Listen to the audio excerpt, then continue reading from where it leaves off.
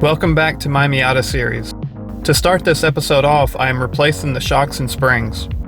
I'll begin at the rear, disassembling the trunk enough to get to the top shock nuts. Then loosen all of the control arm bolts and remove the upper control arm bolt to get the rear shock free.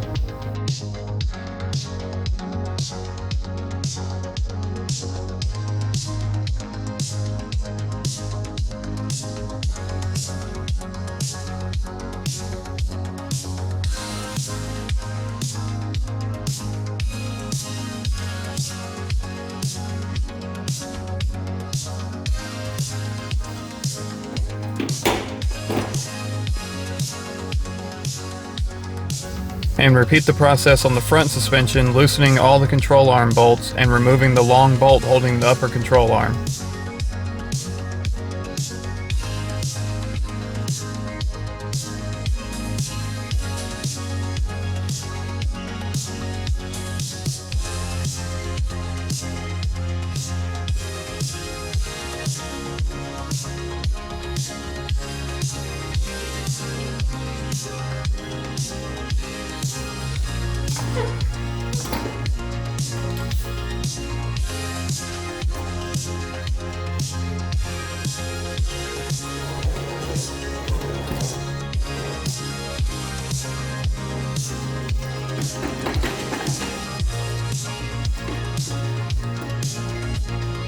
Here is a look at all the parts from Flyin Miata.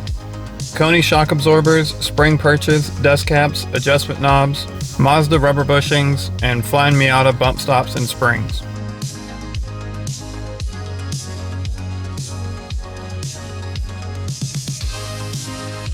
I disassembled the stock shock and spring to reuse the top mount and drilled out the washers to fit the new shock shaft.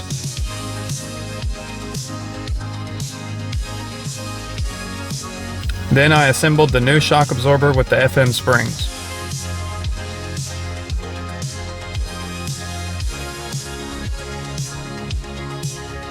Starting at the rear, installation is the reverse of disassembly.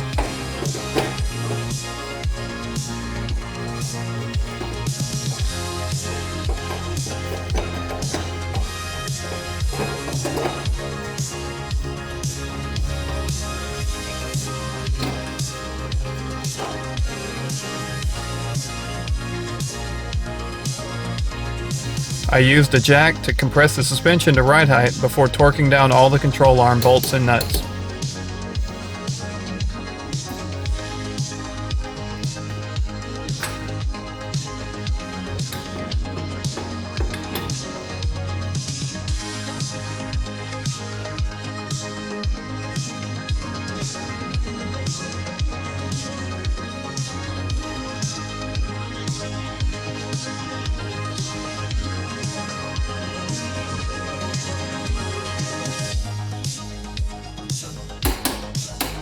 While I had the wheels off the car, I went and got a set of Firehawk Indy 500 tires in the stock 205/45/16 size installed to replace the old mix-match set.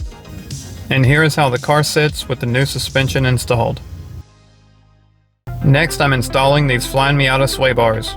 These came with the shocks and springs, but I decided to wait a few weeks to install them to get a feel for the Koni shocks and FM springs first. I also got these Racing Beat sway bar bracket braces to go with the FM sway bars. I decided to replace the end links as well, so I ordered a new set from Rock Auto. The packaging must have changed over the years, but the odd one out matched the rest once it was out of the box. I started at the front, removing the sway bar.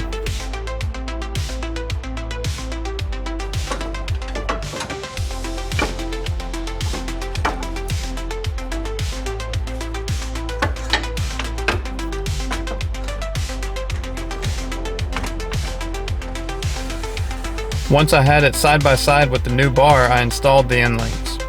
The sway bars came with new bushings, grease, and brackets. Those were installed next.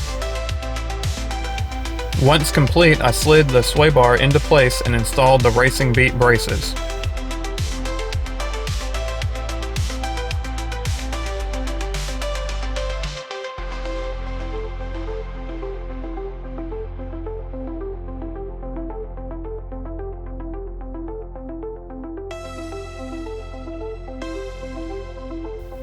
After those were in place, I bolted up the end links and then finished the install by tightening the sway bar mount brace against the frame rails.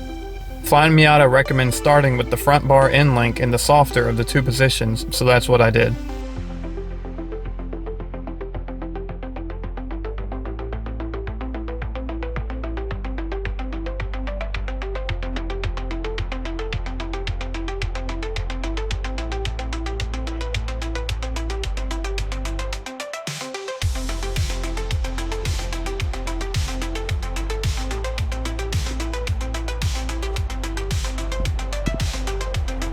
Now let's move to the rear and repeat the process. The rear bar was hung up on the muffler during removal, but it came out without removing the muffler if you wiggle it enough. Assembly of the rear bar is the same as the front. And then the rear bar is bolted into place. Flyin Miata recommends starting the rear bar end link in the middle of the three positions, so that's what I did.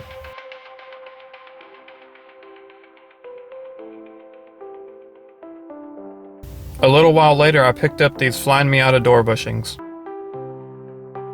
The stock ones were really squishy and the replacements were much more firm. I couldn't tell a difference while driving, but the door required much more effort to shut, so I assume they are doing something. Around the same time, I saw this idea online and printed it out on my vinyl cutter. I call it the heartbeat turn signal. The last thing for this episode is to replace the squealing belts.